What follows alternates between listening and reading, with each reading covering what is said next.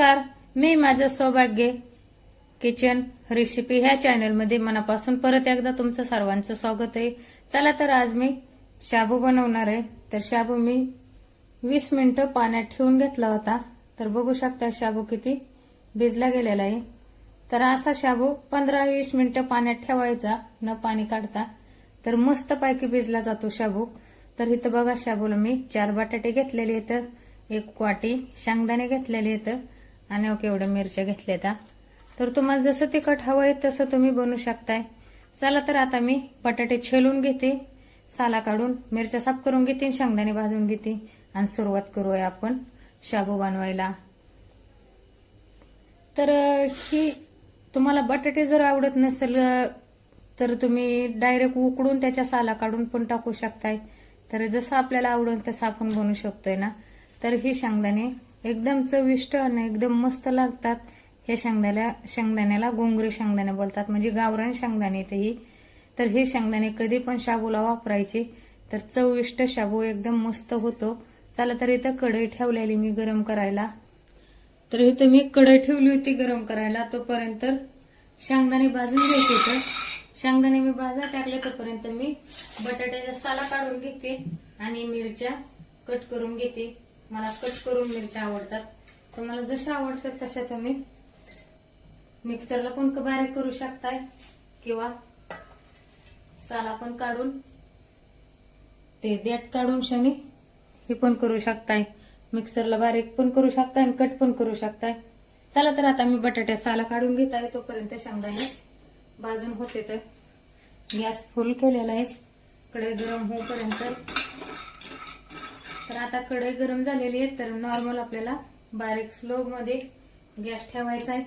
तर मी गॅस बारीक केलेला आहे आणि शेंगदाणे म्हणजे मस्त चविष्ट भाजले जातात.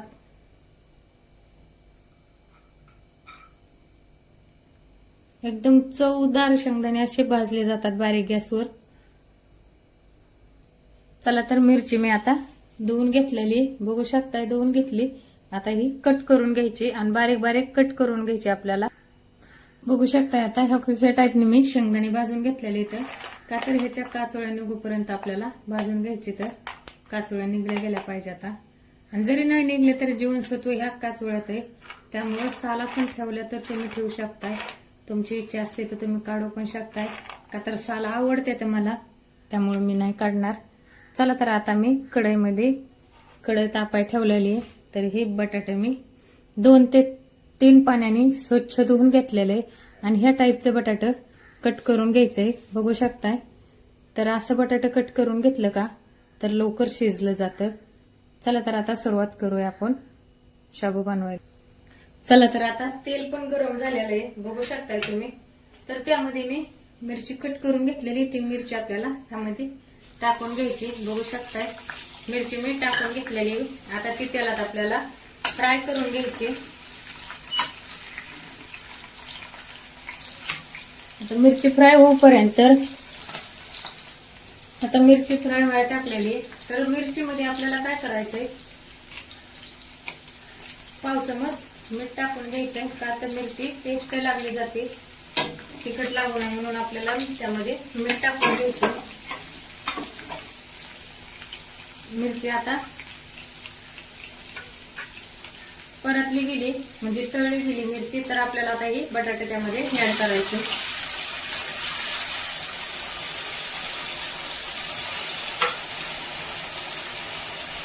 बटाटा ऍड केले तोपर्यंत आपल्याला काय करायचं, बटाट्यामध्ये सपाट 1 चमच मीठ घालून घ्यायचे आणि ते एकजीव करून घ्यायचं, मिक्स करून घ्यायचे मिरची, बटाटे आणि मीठ.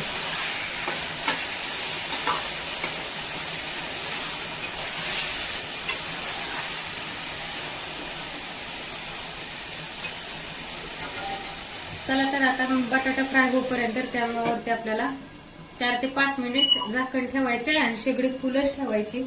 तर मी इथं झाकण ठेवून घेतलेलं आहे आणि 5 मिनिटं मी झाकण तसंच ठेवून शेगडी फुल ठेवणार आहे. बटाटा परतलं जातं तेलामध्ये फ्राय होतं म्हणजे. तर तोपर्यंत काय करणार आहे, घेतलेली ही शेंगदाणे मिक्सरला बारीक करून घेते. बघू शकताय मी शेंगदाणे असे बारीक करून घेतलेले इथं.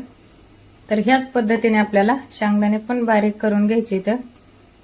लई मोठे पण नाही आणि लई बारीक पण नाही, मिडियम साईज, एकदम मिडियम साईज मी करून घेतलेली इथं. ह्याच टाईपने दळून घ्यायचे इथं. चला तर आता 5 मिनिटं झालेले इथं.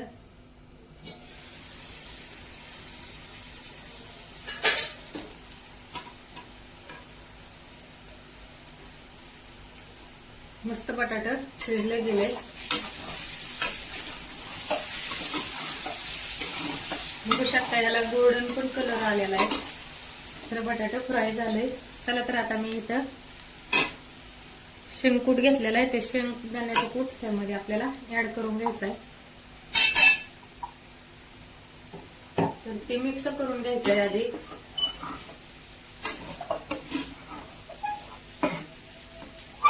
बघू शकता मिक्स करून घेतलाय. तर शाबू घेतला होता, तो शाबू पण आपल्याला ह्यामध्ये टाकून घ्यायचा आहे आणि त्यामध्ये आपल्याला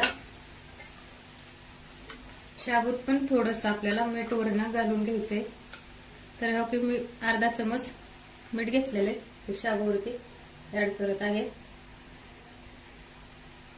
अजून थोडंसं मीठ टाकायचंय.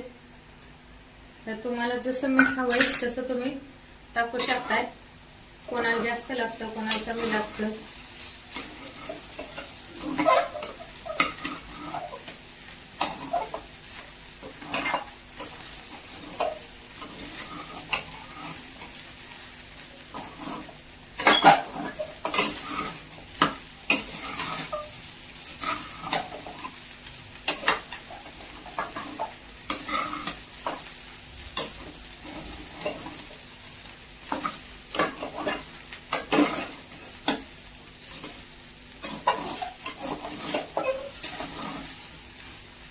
चला तर आता हे मिक्स करून घेतलं. तर आपल्याला परत 10 मिनिटं स्लो शेगडीवरती थोडा वेळ खिचडी गरम होऊन द्यायची. चला तर आता 10 मिनिटं झालेली, तर बघूया आपण गरम झाली का. वाव, मस्त परतली गेली खिचडी.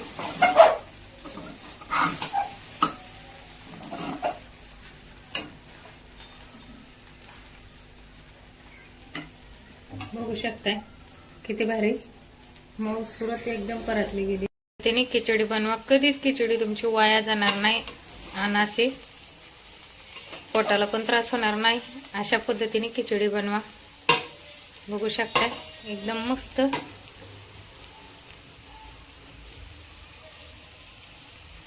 चविष्ट खिचडी, सुगंध मस्त सुटलाय.